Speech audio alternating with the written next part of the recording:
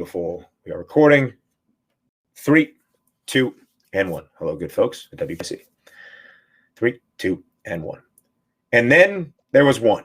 9 Big Ten teams made the NCAA tournament, and after the first weekend, only one is left standing, and that team is the Michigan Wolverines. Hello, everybody, and welcome to the Locked On Big Ten podcast, a part of the Locked On Podcast Network. I'm your host, Ben Stevens. It is Wednesday, March 24th, and on today's episode, it's a post-mortem of sorts for the Big Ten after the round of 32, as we only have one team that has reached the Sweet 16. And joining me on today's episode is a great friend of the program. It is Dustin Schutte, the managing editor of Saturday Tradition that covers the Big Ten with the best of them across anywhere you will find collegiate athletics coverage in all of the world. And Dustin Schutte, I ask you first, it has been about 24 hours since the ending of the opening weekend of the 2021 NCAA tournament. The dust has settled a little bit. How are you feeling about what you have seen from the Big Ten over the first 4 days of the NCAA tournament?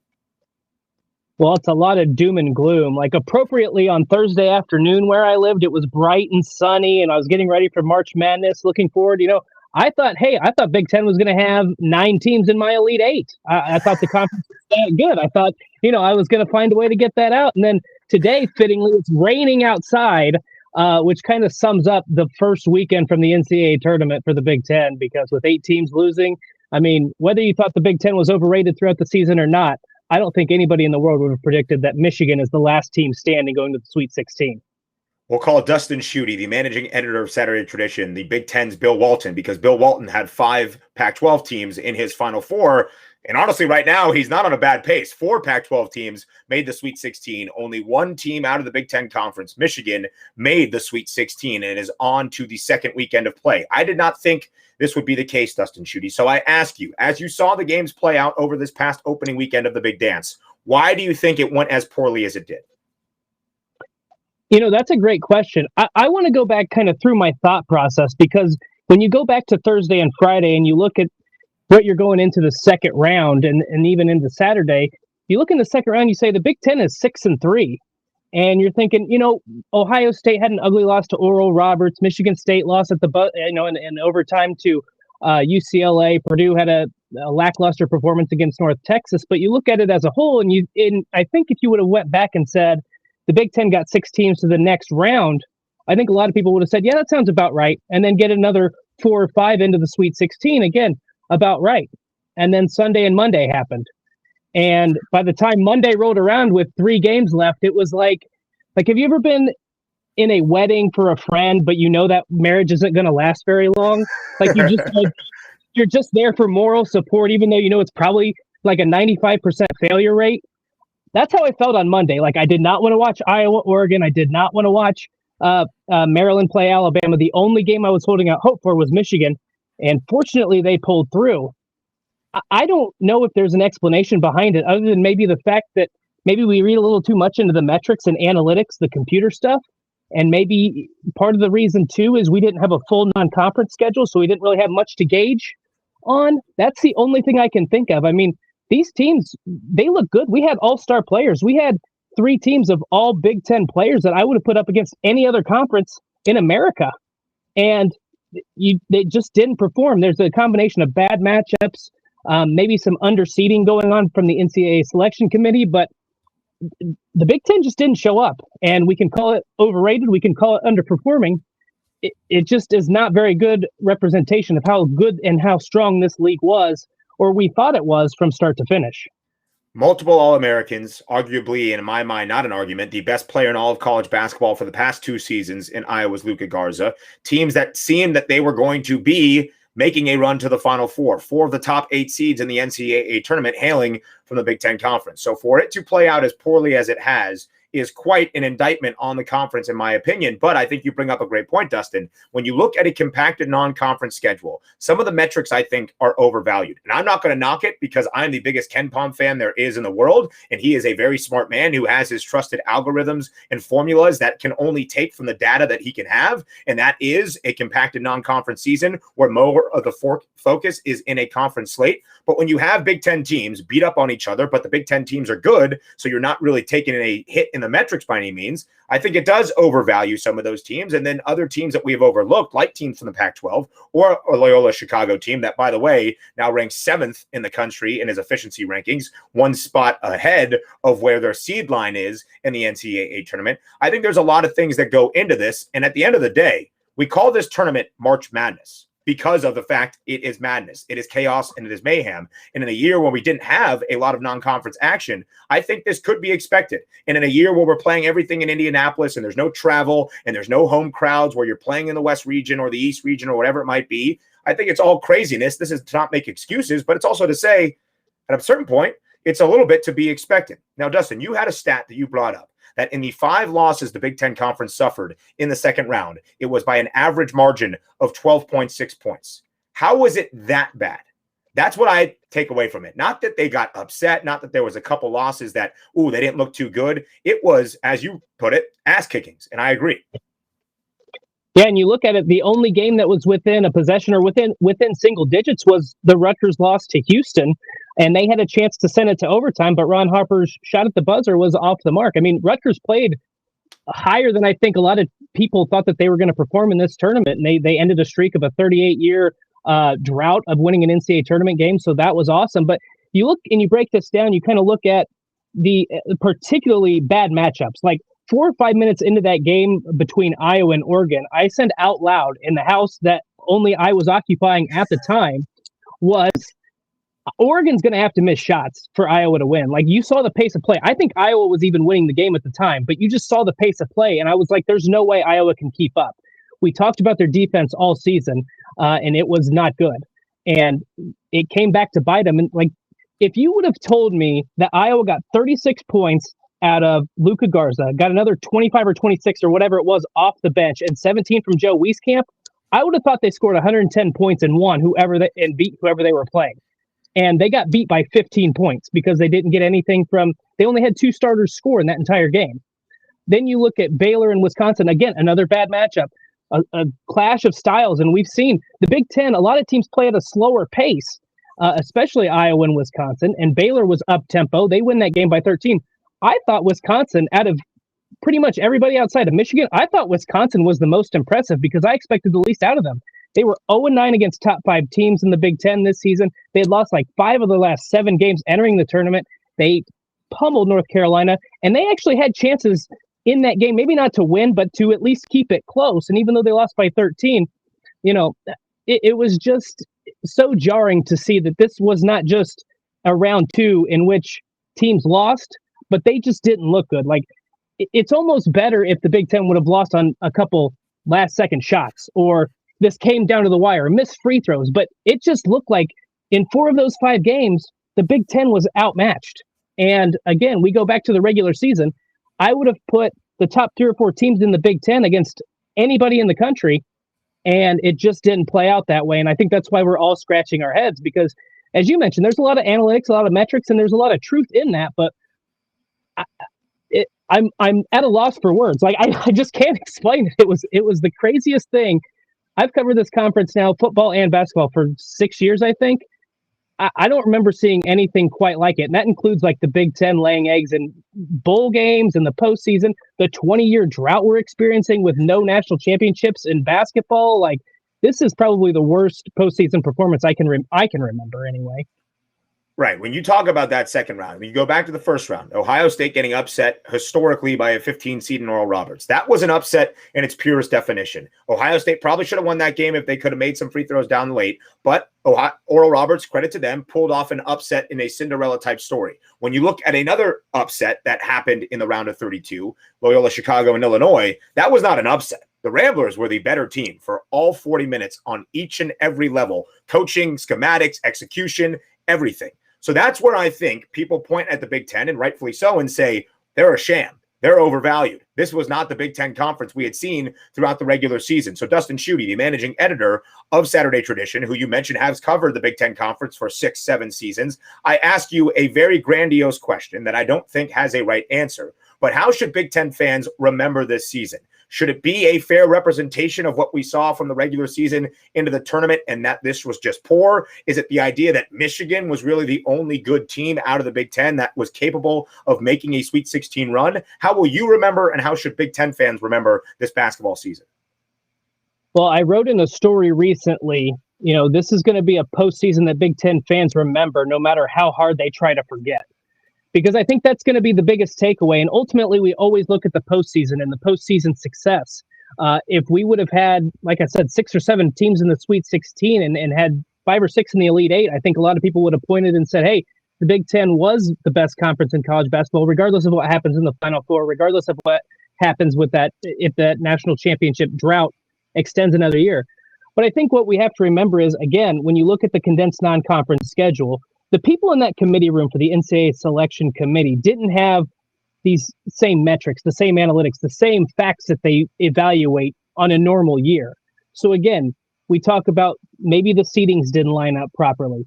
Maybe the Big Ten maybe the Big Ten beat each other up. I hate saying that because that's the excuse the SEC football teams used during the bowl season. So I don't think that's a valid excuse, but I think you have to go back and look and just see how deep this conference was from start to finish, top to bottom. You had to bring your lunch every single night. I would remember it for the fun we had, right? Like the old song, like, as we go on, we remember all the times we shared together. Like, that's how I feel about the Big Ten season. We can just erase the memory, hopefully, of this postseason, even though I think it's going to sting and continue to linger moving forward. But I think what Big Ten fans have to remember is this was still a once-in-a-lifetime type of regular season. We had great players. You had Ayo Dosunmu and Luka Garza, 2 players who are up for the National Player of the Year conversation. You saw a Purdue team that went from a team that I think a lot of people thought would be outside the NCAA tournament to a top 4 team in the Big Ten. You saw an Ohio State team and Michigan team. Chris Holtmann and Juwan Howard were National Coach of the Year candidates. You saw Rutgers have a great year. You saw Maryland go on a spurt there towards the end of the season, winning 5 straight. Like, this was just a fun year of college basketball. And while I do think that the NCAA tournament performance will overshadow what happened, I think we can look back and still remember and think about that 2020-21 season as one of the better Big Ten seasons that in memory, even though we didn't see the postseason success that we thought we'd have. Dustin, Schutte, I think that's a beautiful point you bring up right there. I'm a fan of times of dichotomy, that 2 things can live in harmony without necessarily needing to be explained by the other. We can appreciate a wonderful regular season where the Big Ten was the best conference in all of the country, and some of the great games that we saw between Michigan and Ohio State and Iowa and Illinois, to name many, many others, and also be disappointed and have a right to question the Big Ten's performance in this postseason in the NCAA tournament. Both of those things can live in harmony. They don't necessarily need to correlate to each other, but we can understand and appreciate the great regular season we saw with some of the best players in the history of the Big Ten Conference, and Luka Garza and Ayo Dosunmu and Trace Jackson Davis from Indiana, to name many, many others, Trevion Williams from Purdue. I could go on and on and on, but also understand that, all right, this was a disappointment. We are leaving feeling a little bit empty with how the Big Ten teams performed in the NCAA tournament, and rightfully question, why is this the case? 21 years without winning a national championship in a league this talented year over year has to lead to some questions. But as we let off the show with, 9 teams made the NCAA tournament. Sure, 8 have gone home after the opening weekend. We did not expect that. But 1 still stands. And all of the Big Ten hopes, and I know there's not exactly a huge fan base that Michigan State fans are not going to support Michigan, but all of my Big Ten hopes are riding with the Michigan Wolverines. Dustin, Schutte, do you feel hopeful in the run that Michigan might be able to make here in the second weekend of the Big Dance? I do. And I think we saw a lot from Michigan in that win over LSU. And I think that obviously we can point to Isaiah Livers he's likely going to be out. He probably won't return this tournament. And that's obviously a big issue. But you saw Mike Smith in the Big Ten tournament and in this tournament, he is playing like a championship level point guard. He is not turning the ball over. He's finding his teammates. He's scoring. He's doing the things he needs to do. Hunter Dickinson had a double-double against LSU. Franz Wagner played really well. Eli Brooks and Shondi Brown came in and they led the team with 21 points in that round of 32 game against LSU. This team is deep enough and it has the talent off the bench. If Michigan gets to the Elite Eight, the Final Four, I think they're going to need that extra 3-point threat, whoever it might be, because Livers, he's arguably their most versatile and top 3-point shooter. But I do still think Michigan with Juwan Howard, even though they stumbled there towards the end of the season, I think that this is still probably the best team in the Big Ten, and I think that this team still has a chance to win a national title. But boy, it's going to be tough with him on the bench just because they don't have that same dynamic with him on the floor. But again, we saw last night they were in trouble early in that game. LSU made some runs with some great players, and they were able to fend them off.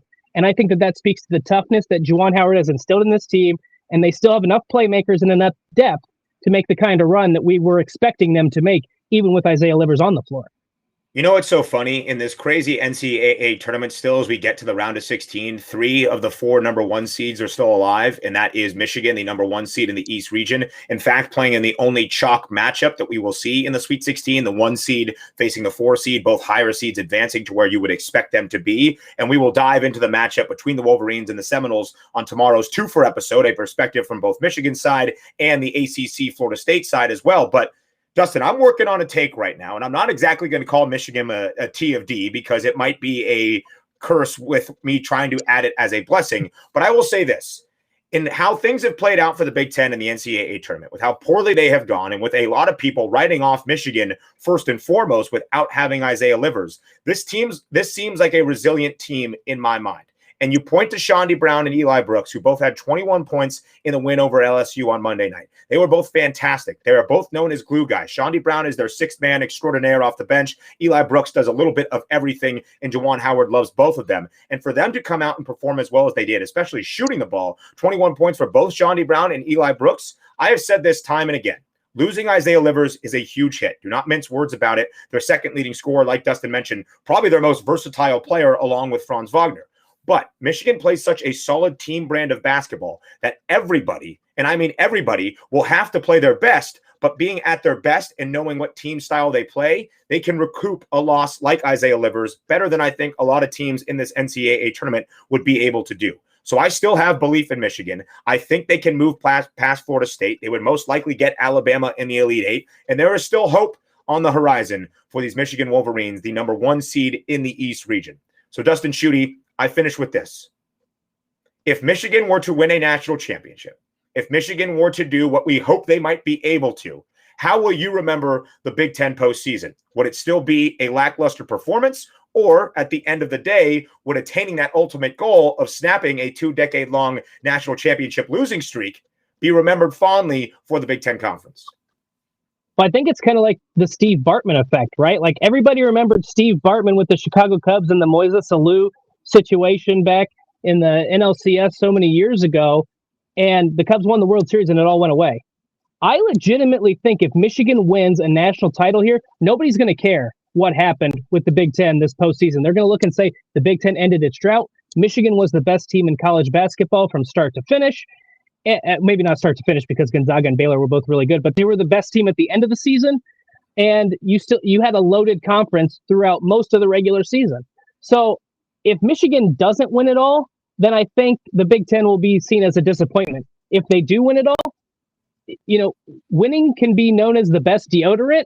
And while that usually only applies to one team, I think in this case it would apply to an entire conference because I think it carries that much weight. And to lift that burden of not having won a national championship in 21 seasons, I think that if Michigan does it, the whole Big Ten will be viewed completely different, even though 8 teams were out by the first weekend of the NCAA tournament.